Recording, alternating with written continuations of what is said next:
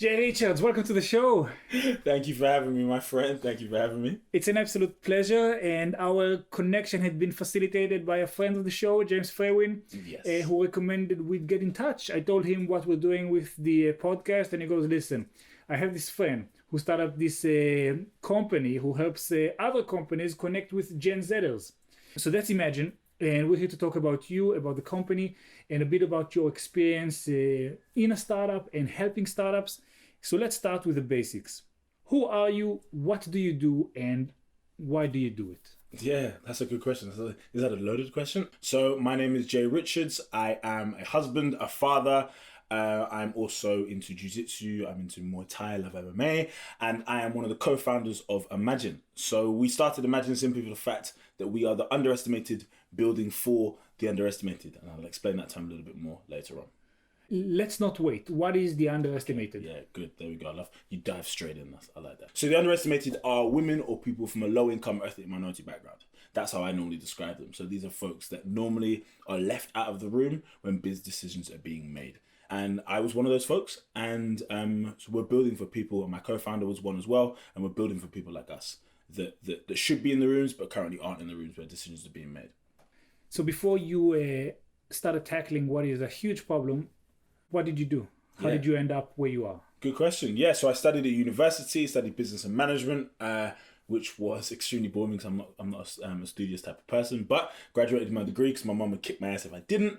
Then after graduating, went and worked at a few insurance firms doing consultant work, which was cool. So did that till 2019. And then started Imagen. At the time, it was called Divink, and we were helping young people in schools to launch their own startup businesses. So we were doing that, and while we were doing that, we amassed a huge network of young people across the country. And then what happened was basically the NFL, who are one of our clients now, came to us and said, "Hey, we don't really want to do anything with the startup stuff, but we would love to actually create a marketing campaign with this generation." And that was the lightning bolt that started everything. So let's park the NFL for a second because you were living in East London. Yes, yeah. And you were a consultant for insurance companies for a good 5-6 years. Yeah. And then you come up with this insane notion of starting a company. Yeah. What about your professional journey until that point led you into the new one? I think for me, I've always been a problem solver, and not like that, like the wanky way that we talk about. Oh, I'm a problem solver. I love finding problems. But I think if something needed solving, I would just solve it. I probably wouldn't make a big deal about it, but I would just solve it. So I always wanted to start a business. I ran a nightclub while I was at university, which was cool. When I was in secondary school, I was basically good at being bad, and my business studies teacher helped me to start my first business when I was in school.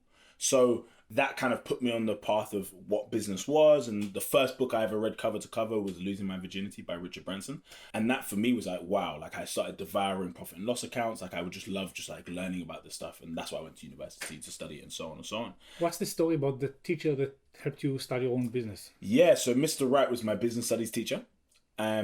Basically, I had got in a lot of trouble at school. Define trouble.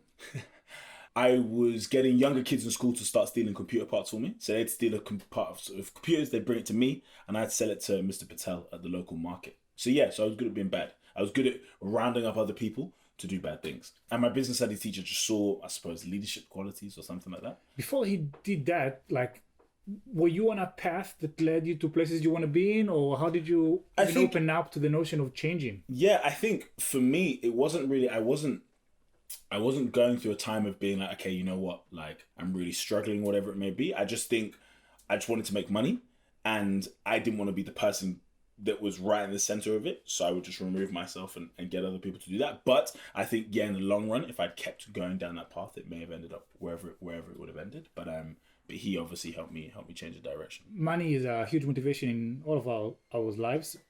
When you were, 16, 17? Yeah. What were you using the money for? Like, why the motivation? Question. You didn't have to provide for anyone? No, yeah. So I am number 5 out of 6 kids, which we spoke about earlier. And so, yeah, big family. So my parents were amazing parents. But it was just simply the fact there were 6 of us kids, so that's a lot of pairs of shoes. That's a lot of hoodies. That's a lot of stuff.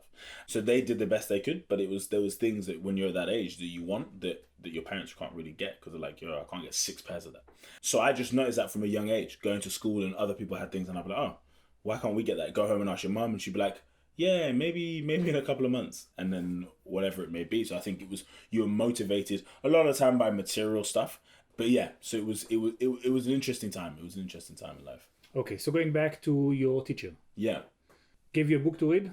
No, he didn't actually. He just showed me how I could print t-shirts for £1.50. I could pay my friends £2 for every one they sold, and I could sell them for 15 quid. And I was like, oh wow, okay, cool. And he showed me how to do a profit and loss account, showed me how to create a business plan. And I think for him it was like, okay, I need to get this kid doing something, or he's just gonna just go off the rails. Was this happening in school hours or after school? After school. So we would do it during my business studies lesson, which I had 2 or 3 a week, I think. And then after school, he would just stay with me and be like, okay, cool, let's carry on your business plan. And then I started printing t-shirts and then saying to my friends, take a half day on a Friday and go sell these t-shirts for me across the city. And that's what we did, which was cool, man. So it was good fun. What was printed on the t-shirts? It was literally, the company was called Feng Shui. Terrible name. And it was literally a monkey. You can actually still, I've got the photos on my phone, and it's like it was a monkey with a big gold chain around its neck. It looks so random, but everybody bought it because nobody was doing. This is when like I had the website on Big Cartel. That's how far back we're talking. Like it's like old school website. It's probably still up somewhere. But, yeah. And now a Bathing Ape is a streetwear company that's making. I'm not saying they stole my idea, but there's too many similarities. Pharrell, holler at me. Man, amazing. And did the business pick up? Yeah, it did. So we made about £3,000 profit, which was cool, which was good, especially like I was just before my 16th birthday. But the good thing was that I was able to actually focus and get my GCSEs.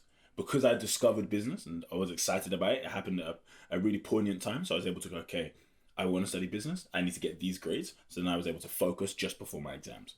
So you finished exams, you went to uni, and this entrepreneurial spirit now is in a cubicle in an insurance company. Yeah, I think so. When I was probably the best story showing my my rebellious nature, I was at this firm. It was a health insurance firm, and while I'm at the firm, I just said to them, we should use AI to predict when people are going to have ailments. So basically using their previous data and what we've currently seen from their current data to actually predict when they're going to be ill, so that you could say to them, hey, you'll need to go to GP on this date, so we put the appointment. You need to go and do those sorts of things. Everybody's like, oh, sounds amazing. I've sat down with the MD and CEO, all these people bringing me into these rooms to have these meetings, started putting loads of effort behind it, and then suddenly they just canned it. And I was like, why did you stop doing that? We're like, oh, it's just not a priority for us now. And they just wanted to focus on their current business. And the problem was, so when I first started, they had 43% of the market share. When I left, they had 34%. So it was like they were constantly just cannibalizing their own customers, and then other companies were coming in and taking their customers, and they weren't innovating to change. So I was trying to get them, let's do some innovation. I was so excited. I was like, come on, I want to be part of this ecosystem. They had like 200 million in the bank, so they could afford to do it. It wasn't that they couldn't afford to do it, but yeah. It's the full sense of security you get when you're a big company. Yes. Yeah. It's like, we're not going anywhere. We're staying right where we are. Exactly. And then it's like a customer by customer by customer, and it shapes into a trend. And before you realize, it's the trend has changed completely. Yeah, exactly. And they were over 100 and something years old. So for them, it was kind of like, we don't need to change. Why would we change? Were you spending a lot of time at work back then? Yeah, I've always been a big believer in work-life balance. I was never the guy that would leave late. I would just leave when I needed to leave. I worked from home a lot, which was cool. But yeah, it was a lot of hours. So it was always if you had deadlines coming up, then you were grafting. But it was good fun. I enjoyed it. I actually it wasn't like it was like a bad job. I think just before I left, it got worse because as always they cut our bonuses. So when I first started, our bonuses were insane. So I landed like maybe £500,000 or £1 million deal for the company, and my bonus, I've never seen anything like that come into my account. So I was like, whoa, like I love this. By the time I left, I was getting like 1/10 of what I got when I first got there. Wow. Yeah. So it was very much like over the years they gradually just cut. It's a salesperson's journey. You crush it, you kill target, your target are getting more serious, your bonuses are getting bigger, but then it comes a point where it's no longer sustainable. The bonuses are diminished, and also your likelihood of progressing within the company because you've now missed a quarter. it's the sales cycle of it's the life cycle of a Yes. salesperson in a way. And at this point, were you already aware that you're going to build Imagine? No, I think at the time it was I just wanted to help young people launch their businesses. So I think at that time that was my thought process. Is this coming out of your experience with your teacher? Yes. Okay, Yeah, okay. yeah, So yeah. that what you got from him is a gift. Yeah. Okay. Yeah, so I think it was being in secondary school, not really knowing what I wanted to do. He kind of just gave me a direction to go in, which was cool. And I think for me, I then equated that to, oh, everybody should start a business. So in my futile mind, I was like, oh, perfect. Everybody should start a business. So that's what we'll do. And I just started. It was just a side hustle. It wasn't anything that I wanted to do full time. It was just like, okay, let's just help people start businesses. And then we just, as I said before, we just started amassing all these students. Should everyone start a business? No, I think potentially people should have side hustles, because side hustles can be you're a full-time accountant but you love photography. I don't think it needs to be a quote-unquote business. I think that entrepreneurial stuff, and that's the interesting thing about Gen Z, because they've seen so many of us millennials try and start businesses and blow loads of cash, they're more inclined to actually go and work full-time jobs and have side hustles than with millennials. We love actually being the CEO, and We grew up on the myth of the Mark Zuckerbergs of the world. Build an app, become a billionaire. Yeah, exactly right. Yeah. So I think they're more risk averse. Yes, yeah. Yeah, And or more seen risk conscious even. Yeah, and they've seen 2008. Like they saw the blowback from that. They saw what it did, and they saw just the frivolousness and what that did. And I think even now, they're at this age, they're seeing the WeWorks explode. They're seeing Brandless, which yesterday announced that it was closing. All these companies. Who did that? Brandless. Yeah. So they were another company that were invested in by SoftBank.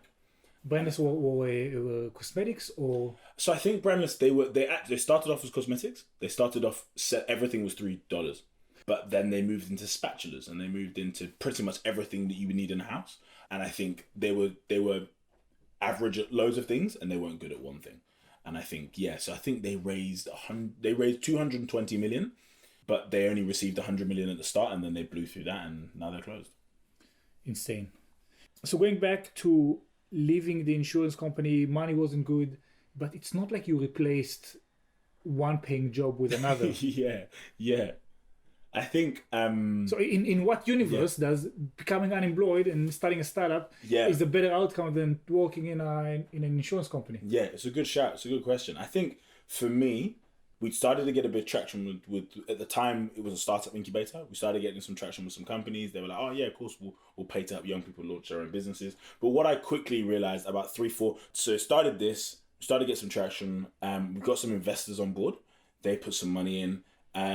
I was then able to leave my job because it gave me a little bit of runway. You're taking for granted things that other people have worked and are working extremely hard for. You're dropping off NFL as a customer. You're dropping off speaking to investors. Like, at 16, you were stealing and selling computer parts, and at 28, you were meeting investors on your company. So let's fill in the gap. How do you go from being a hired hand in an insurance company to having an idea to then meeting investors?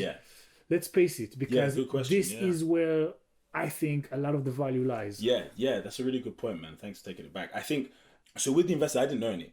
So when I first started, I had no idea about any investors. My parents don't know anybody that are investors. My parents are just like hard workers, but they didn't know any investors or whatever it may be. None of my friends were investors. Their parents weren't investors, so I didn't know who to talk to. But one day I was sitting in a coffee shop, and as I'm there on my laptop, I'm on TechCrunch, looking at TechCrunch, and there's a black guy next to me, and he looks at my screen. He goes, "Oh, like are you into startups?" I'm like, "Oh yeah, like massively. This is what I do." He's like, "Oh, you should join this WhatsApp group. It's called 10 by 10. So it's a WhatsApp group of black founders across London. So there's like 100 and something of us in there. Everyone's doing loads of different things, like watch brands to marketing agencies and everything in between."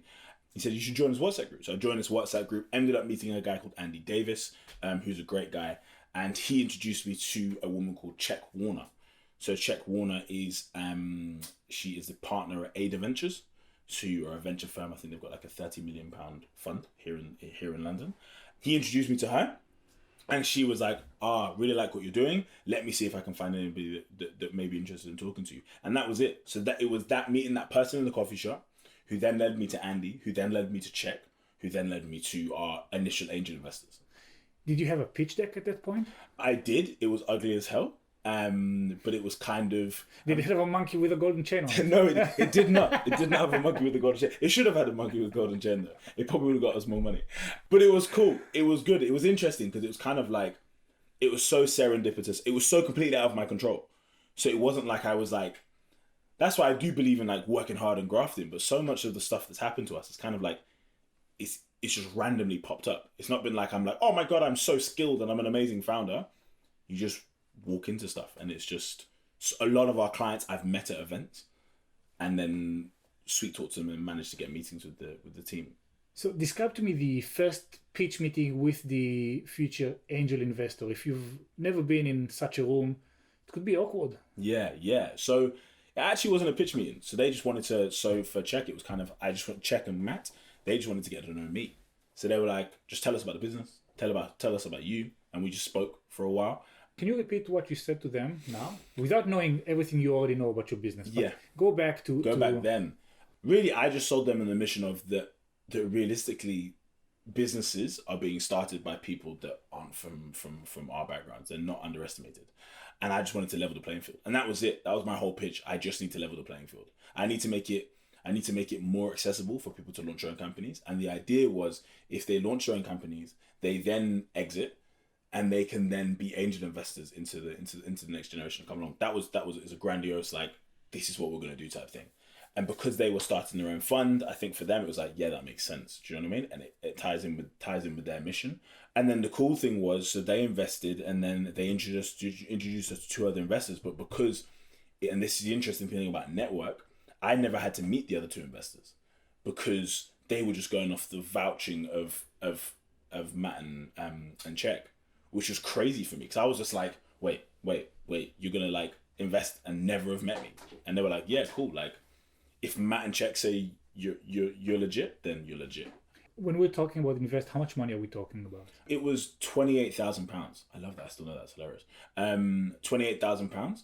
And that was enough for me to go, all right, it's a business. I'm gonna quit my job and manage to somehow convince my wife that I needed to leave my cushy job with our BMW that they gave to us and all these things. And I left that, and I was being paid pretty well. And then I left that to be living on pennies. And then every month for that's like 4 months, I just kept telling her like, oh, we might have to reduce my salary by like another 300 quid, another 200 quid. And she's like, there's nothing left to reduce. So it was scary. Like, even now, like, my salary is still not like whatever. Like, even now, like, I'm basically living on beans and air. But I think, yeah, that jump, it jolted me to put everything into it, because there was no other.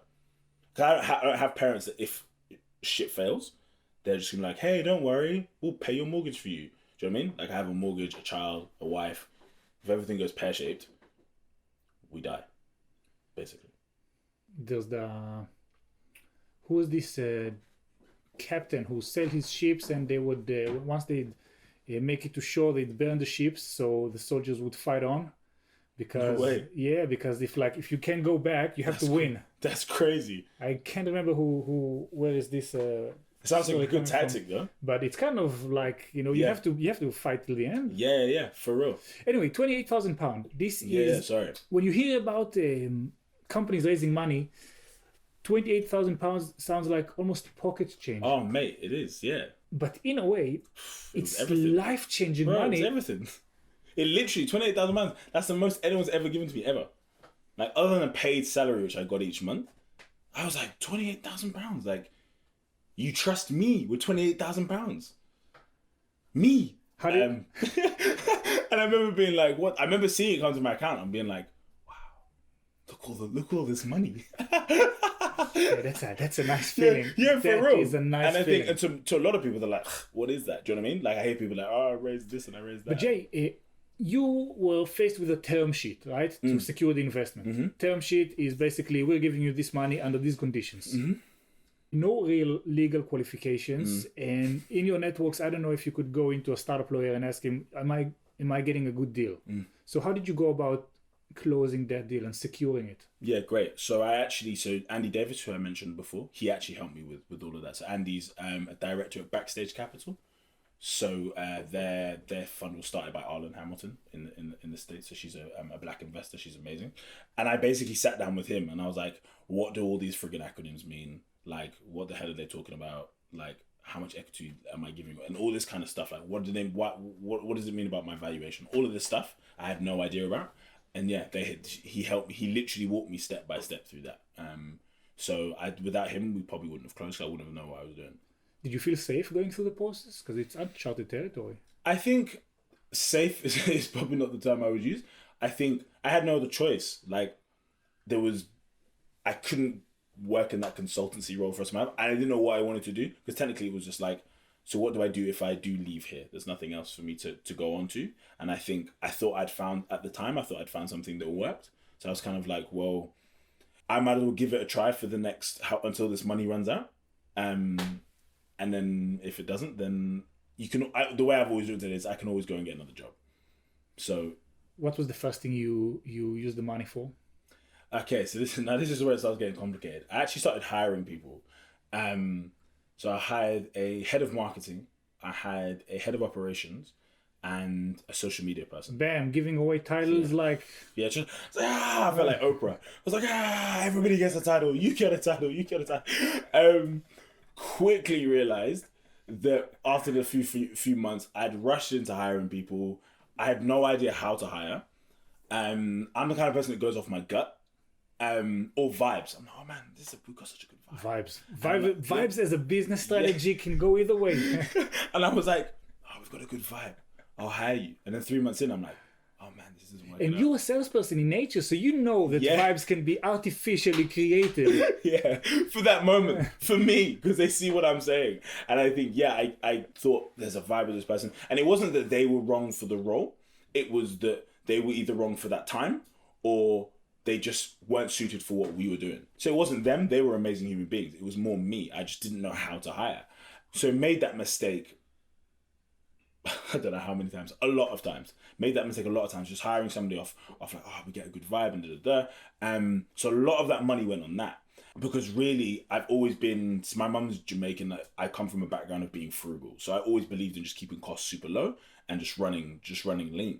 So we weren't really spending on anything else other than manpower because I just wanted to just get some people behind it. So that's what the 28K went on. It was surprisingly how quickly that money disappears. I remember every month being like, why is it going down? Why is it going down? Where's the other money coming from? Why is it not being replenished? So how long until you burn through that money? So we were making sales, but through the initial 28,000, maybe 8 months. Okay, so you made it last. 100%. I'm black, bro. Yeah. Like we don't fuck around with that stuff, man. I'm like, okay, we'll make that last. So take me to the moment where you realized you made a bad hire, not because of the person, but because of the timing. And now you're the boss. 3-4 months in, and you had to let someone go. I had a couple of people, and they were asking us to do things. So one of them was asking us. She was amazing, and she was asking us to do events. So she's saying, we need to do these events. We need to do events. We need to do these events. And I was like, we don't need events. Like, you're trying to focus on events and we just don't need events. And she was like, but we need to create this awareness and we need to get all of these people in from these industries and all this kind of stuff. And I was like, but how is that furthering our mission? Like, I don't understand. I couldn't get my head around it. And we just kept going on loggerheads about it. And then I think from that, kind of the relationship began to break down. So I was just like, you're not understanding what we're trying to do. And she was a young mum. First-time mum, so she was struggling sometimes with childcare and stuff like that, which I fully get. Like, so my co-founder is a young mum as well, so I fully get it. But it was tough because I was like, she was like, oh hey, like we had a meeting, and she was like, oh hey, I can't come because I can't get childcare, and I was like, crap. So it would leave me, and it wasn't even just a once-off; it was quite a regular basis. So I worked my hours around her, and then it just kept happening and kept happening and kept happening. And I always remember my mum working her ass off when we were kids. So I was like, I know mums can do it because they're like 10 times more powerful than we are anyway. But it just wasn't working for her. And I just kind of thought, okay. And I literally still hate firing people. This is why now my co-founder, she does all the hiring and all the firing because she's so good at it. Like, I just love people too much, man. I'm like, oh, dude, like, maybe I should give them another month. Maybe I should give them another month. You feel guilty for having done that. And you're a salesperson, surprisingly, salespeople are deeply empathic when they want to be. Yeah, So you're like, and you know their lives. I know your life in and out. So I'm like, I don't want to get rid of you because like I know what's going on and blah blah blah. But then I had to get to a point where I was just like, you know what? Fuck it. I'm sorry. I love you, but you gotta go. And it was tough because I fired 2 people and pretty much went to zero. It was just me again. And then I fired 2 people and there was 2 of us left. And I hired another guy, and then he turned out to be a very similar situation. It just didn't work out. So then I had to let him go, and I was like, oh my God, I feel like I'm just like hiring all the wrong people. And that's when I started to realize maybe hiring isn't my forte. So maybe I should stop doing that. Yeah, what you love in people and what you admire and the opportunities you want to give people sometimes comes at the expense of what you're actually trying to do. Yeah. But the good thing is, during this whole time, the business was growing and we were moving towards our pivot, which I'm sure we'll go into in a second. So you mentioned that the money ran out, but you were already making sales. Yes, yeah. What were you selling? So the annoying thing was we were actually basically going to companies and pitching for their corporate social responsibility budget, which is absolutely diddly shit. So across the UK, I think it's like 9.5 million that all companies. Basically every charity, every social enterprise pretty much is going for 9.5 million. That's what they're all competing for. Woof, piranhas in a swimming pool. Yeah, literally. It's like there's like literally nothing. There's nothing out there because for a lot of companies, it's kind of like corporate social responsibility. All right, we'll give $1,000 here and $1,000 there type thing. So we were pitching for that. The good thing is I've been in sales all my life, so I was able to, thank God, get in front of some really cool people, and get convince a few of them to pay for us. Basically, we were saying to them, what you're paying is enabling students to access what we're doing for free because schools can't pay for it, which is in itself is just a horrendous model. So you were getting money to pay the tuition of the students, the underestimated students that you were giving what to? So we were giving them access to our incubator resources. So we had 8 weeks worth of online resources, and over 8 weeks they learned everything how to start a business. So it was video content, it was online content, delivered by myself, so pretty much on cameras like this. And for over 8 weeks, they learned pretty much from starting it all the way through to how to pitch it to investors. At the end of the 8 weeks, we then take them to Boston Consulting Group in Soho in central London, and they pitched to a panel of investors there. How did the relationship with BCG came about? So BCG came about from an introduction from Czech. So Czech, who's one of our angels, introduced us to Danielle there. And they were like, hey, yeah, we'd love to host you here. We'd love to hold the final of the incubator here. And that was that. And Danielle's still on our board today, which is cool. A lot of people, when discussing investment, are mentioning a term called smart money. Yeah. £28,000 is substantial sum for where your company was. Fucking crap. Sorry. What's that big leg workout?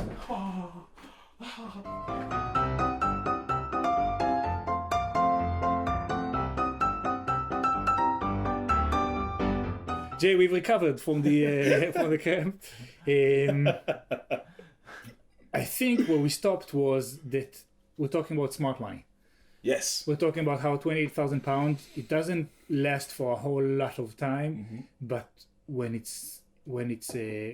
the money is committed to by the right people who are genuinely backing up the cause, not just with the funds, not just with the capital, then it lasts a lot longer, and you get more than just the net amount in that check. Maybe pause for a second and let's be thankful for the people we've met on that journey so far. Yeah. So the teacher, his name? Mr. Wright. Mr. Wright, and the VC guys, and Andy Davis. Yeah, Andy Davis, Czech Warner, Matt Pennycard, and then my other angels, Alan and Nigel. And your co-founder, how did that relationship come about? So this is after our pivot. So we were doing the startup incubator stuff. We pivoted to what we do now. You pivoted why? Because it was hard getting that money from the corporate social responsibility funds? I knew it was hard. I'd already known it was hard, but me being me, I'm a stubborn son of a bitch. I was going to push through and try and make it happen anyway. But the pivot happened because I was in with the brand. And when I was in the room with them, they were like, hey, we don't really want to do it wasn't that they didn't want to, sorry. They were like, we can do a bit of the startup incubator stuff, but our main focus would be amazing if you could get some of these young people to help us do a marketing campaign. You know, if you were doing a proper MBA type market research about online entrepreneurship schools, you would have never started your business. Yeah. Yeah. You would have never started it. Yeah. You'd have realized, oh my God, so many people have tried it before. Some of the biggest names in the industry are doing that. Look at the level of production they're putting out. Look at their marketing budgets. Yeah. You would be like, I can't see you fostering the motivation to go ahead and do that. Yeah, it's so true. Ignorance is bliss in that regard. Yeah. And if you wouldn't have done that, you wouldn't have gotten to the point of pivot. Yeah, so true. Yeah, I agree. And 100%, I'm always so thankful and grateful that we started, because if we hadn't have started, I wouldn't have figured out all the dumb shit that I did while we were doing it. But then also, we wouldn't have come across the pivot, because I wouldn't have been in the room with the brand. And you wouldn't have been in the room with the brand. You didn't realize you at that point suck in hiring and firing. So you need a co-founder to take after these types of responsibilities. So much of the story so far is reliant on you opening up yourself to opportunities without a predetermined outcome. Yeah, so true. And I think a lot of this journey is just like faith. Like, you literally, like, whether that's in yourself or in a higher power, whatever it may be, it's literally just like when Reid Hoffman talks about jumping off a cliff and building the plane on the way down. I feel like that, but then I started off with no tools to build. So you're kind of just like falling towards the floor just with air in your hands. And I think it's exciting, but at the same time, obviously, it's terrifying. And I think the pivot for us came at a perfect time. So it was literally September 2019. So it's September last year. So it wasn't like it was like a long time ago. This is like recent. And I'm in the room with the brand, and they're just like, oh, could you help us build a marketing campaign? The brand. Yeah. So NFL. So I'm in the room with the NFL. You're an East London boy, and all of a sudden you're with the biggest sport brand in crazy. North America. Yeah. There's another part of the story you're skipping out on. Yeah. And I do this a lot. So with the NFL, I was doing a talk at Facebook. So Facebook approached me and asked me to come in and do a talk about diversity in just about being black in sports, basically. And what I did, my connection to it was because I had a connection to a local school that wasn't too far from the Facebook head offices. And basically I said, I want to bring 25 of my students down so they can see some of these amazing black athletes and amazing black leaders and just learn from them. So I think we had like maybe 15 or 20 young black people come down, like they're like teenagers, and they came down with us to Facebook. It was like, I told them, you're going to go there, it's going to be free food and free everything all day, so get as much as you can get in your bags, basically. So I've got all these teenagers like ramming their bags full of snacks and stuff, but they just loved it. They loved getting to hear from these leaders and just be around that. And while there, they gave me a few minutes to speak about what we were doing. At the time, we was a startup incubator. I just told the audience what we did. And afterwards, I had a few companies approach me, like Formula One and NFL and stuff, and then struck up a great relationship with Sarah from the NFL. What was her role in the NFL? She was the head of marketing. So head of marketing for the NFL, and this is taking place in the UK? Yes, yeah. So this was taking place because they've got a head office in London. Why would the NFL have a head office in London? Oh, so basically, long story short, the NFL have been making a presence here in the UK. They run like 5 or 6 games here a year. There's a massive NFL crowd here in the UK. So they run 5 or 6 games here, and they're really big on basically just exposing the UK to what the American sport is like, which is really, really cool. And how did Sarah end up in that Facebook office anyway? So she was there because Sarah's an amazing woman. She's actually left the NFL now, but Sarah was an amazing woman that she was trying to basically figure out how can we get more black people into our industry. She was trying to pretty much, she was an ally. She was trying to level the playing field for black people, which is cool. So that's why she was there. I spoke. She came and spoke to me afterwards, and then maybe 3 or 4 meetings in, less than that, maybe 2 or 3 meetings in, one of them just piped up and was like, oh, hey, like, would you be able to help us to create a marketing campaign with this generation? And that was for me when the light bulb came on. And I was like, wait, if they're asking for this and they're huge, then maybe other people may be interested. But this wasn't the product yet, so... No, not at all. You left the meeting saying yes and we'll figure it out, or you were like, let me get back to you? I said, yes, we can do it. And then I left the meeting and I rang who was in my team then and I said, we need to figure out how we can do this. How did you do it? We basically went to our schools, and initially it was all just very manual. So we went to the schools we were working with. There wasn't any timeline on it. So it was kind of, I had time to figure out how we could do it. I went to them. I went to a graduate recruitment company they had a few thousand graduates on their platform, and I basically said to all of them, so this is where it was held together by duct tape and chewing gum, and I just said to all of these people, all of these students, I can get you an opportunity to work with the NFL. All you need to do is pitch to us as a company. So when we were testing it, we tested it. So before I actually did anything with the NFL, I tested it with a couple of smaller startups. I said, hey, just pay me a few grand and I'll test it out. They were like, yeah, great. We get to build with Gen Z, so we're down. And I literally said to who we now call our consultants, said to our consultants, the original few, and I just said, pitch to us what you would do for this brand. And that was literally, I just put it all together from that. Funny, because your original consultants have come about for Diving. They wanted to learn about how to start a business. Yeah. And now they get to pitch an initiative. Yeah. And I think the interesting thing for me, because my always core underlying thing was I always wanted to to level the playing field. Like I said at the start, I always wanted to help the underestimated to be part of the decision, to be decision makers. And I quickly realized through doing Diving that not everybody wanted to start a business. So I was almost missing 98% of people because only the 2% really wanted to start a business. So with what we were doing, what we pivoted towards after that nudge from the NFL was something that everybody can get involved in, because it doesn't matter what you're studying, doesn't matter whether you're studying, it doesn't matter who you are, you can still get the opportunity. And I think that's what got me excited. And then I basically spent weeks just chewing my wife's ear off, just telling her, what do you think about this? What do you think? Going back to our investors and saying, what do you think of this? What do you think of that? And everybody was like, and then we gradually just formulated it. And it was literally just, it was duct tape and chewing gum, but it was something. So what does Imagen do now? Yeah, great question. So we help agencies and brands to build their products, their branding, or their marketing by enabling them to collaborate with over 200,000 Gen Z consultants.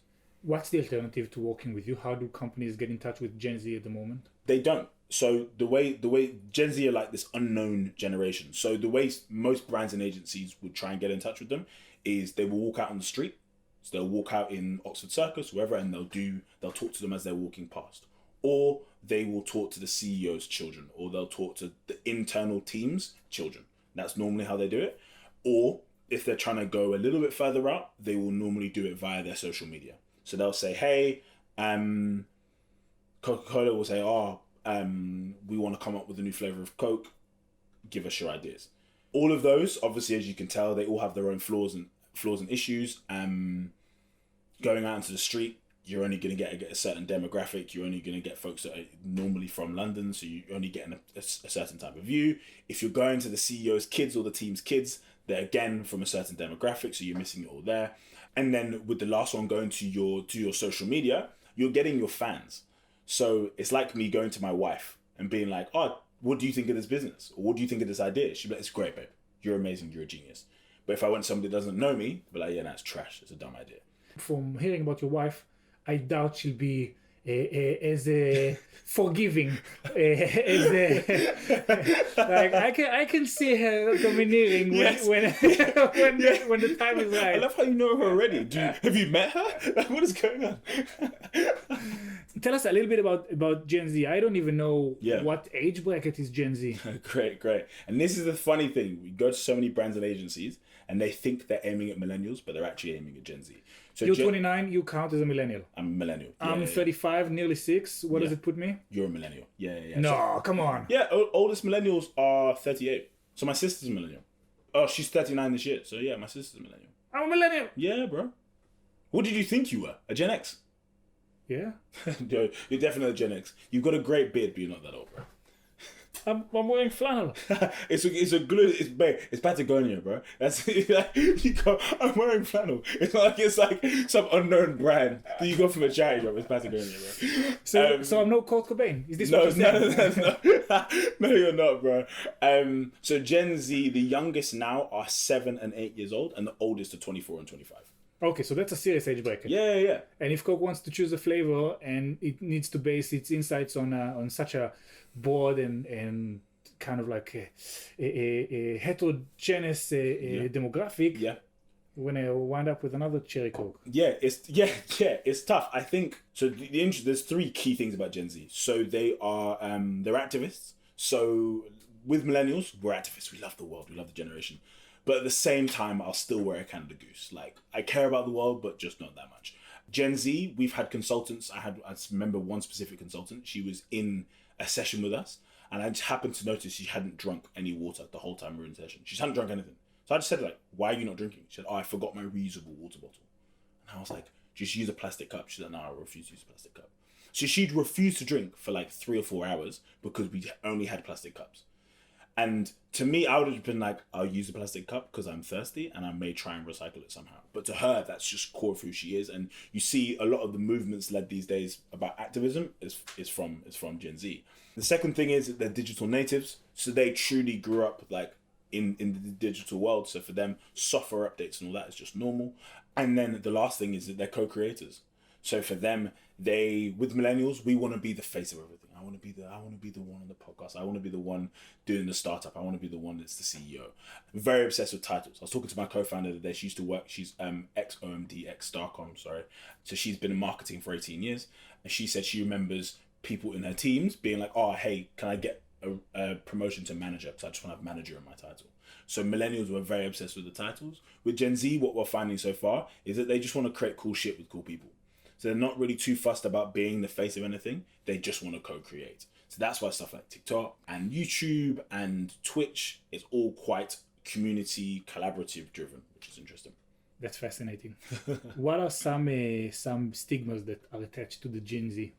I think there's actually probably more stigma attached to millennials because a lot of older, so Gen Xers and even millennials, I think we group everybody from 0 to 50. In the millennial bracket for some reason. So I think a lot of the time millennials were called lazy, we're called soft, whatever it may be. Probably the main one I would say is the attention span. So a lot of millennials talk about Gen Z having only an 8-second attention span, which I probably could say is true. Some people with sports brands, they're saying, okay, are they going to watch a full sports game? Are they going to watch it live, or would they rather watch the highlights? So yeah, so potentially something about their attention span and about them not wanting to stay in jobs too long. But I think that actually comes from millennials. From what we've heard from Gen Z, they want to get a stable job and they want to have side hustles. So what advice would you give employers as Gen Z now coming into the workforce? I think right from the go, just be honest. Because one thing we've noticed with Gen Z is, so that's why our slogan is brutally honest Gen Z insights, because they just don't give a shit. They will spot your BS and they will call you out on it super quickly. So I think with employers or with brands or whoever it may be, is just be honest. Just be honest about who you are. Just be honest about why you're hiring them. Honest about what they're going to be doing in the role. Because back in the day, it'd be kind of like, oh, don't worry. You like, there's beanbags and all this kind of stuff. And then it doesn't match up to what they actually said. So being radically honest about it, I think is helpful. And also just paying people properly. I think Gen Z, they're understanding that I'm coming to the world of work, but I want to be paid pennies. So I understand what I'm good at. So just pay me a decent salary, like a livable salary. Because I don't think we can get away anymore of paying people £18,000 and asking them to work god-awful hours. I think if you're going to hire somebody and work them to the bone, then pay them properly. And what advice would you give Gen Z, who's going into a new workforce that's still not fully Gen Z compatible, that's a bit traditional, that yes, not everything is rosy, we still have plastic bottles, we still use printers? I think be the change from within. So if you're going into these workplaces, going into these companies, you need to be the people that are saying, okay, you know what, you're not where you need to be, but I can help you get there, but I'm not going to do it in an aggressive way. Like, hey, I'm the Gen Z, you're the Gen X and old millennial people. You don't know what's actually going on in the world, but doing it in a way that's collaborative, which is who you are anyway. And then probably the second thing is just know your worth. So if you're going into a role, just know what you're bringing in. And this is another reason why we do what we do, because my dream is that our consultants can walk into agencies, walk into brands, walk into companies and go, hey, you know what? I may have the same 2-1 degree from everybody else, but I also have these 3 pieces of work that I did with these 3 amazing brands, and I also have a reference from this amazing brand. So putting the power back in their hands so they can show this is what I'm worth. 2 things I love about how you're phrasing it is, one is you don't give them a job, but you have them build a portfolio in a more low stake, low commitment way that allows for a lot of freedom and also fosters accountability. Because you pitch and sometimes you get it and sometimes you don't. Sometimes they find what you think is valuable and sometimes they won't. And the second thing is you call them consultant. Yeah. How old are your youngest consultants? 16. 16. Yeah. So that's to be called a consultant Yeah. at 16.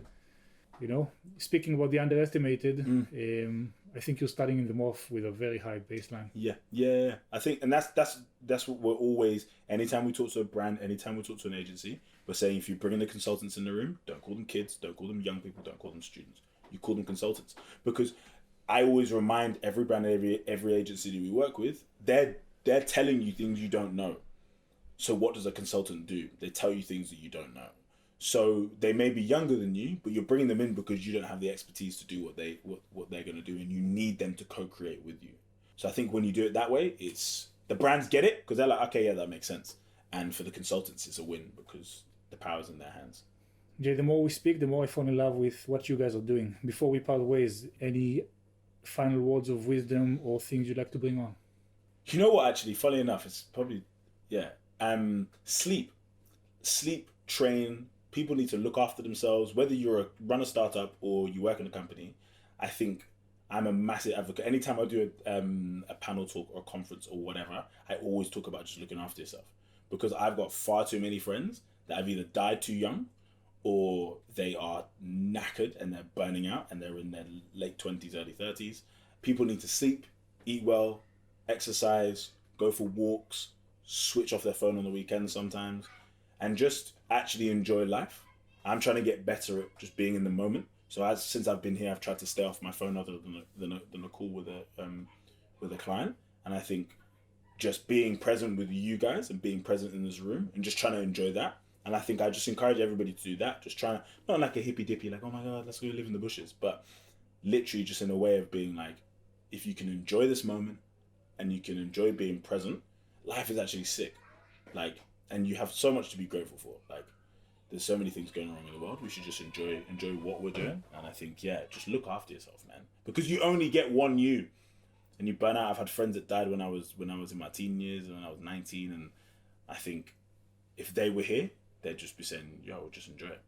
What would be the best way to reach out to you and learn more about Imagen.co? Yeah, perfect. So imagineinsights.com, that is our website. And on LinkedIn, my name is Jay Richards. On Twitter, I'm Jay Richards. So yeah, you'll find me. I'm here. I'm there, elusive, hiding. And in real life, you're Jay Richards. Yeah. Thank you very, very much. Thanks, brother.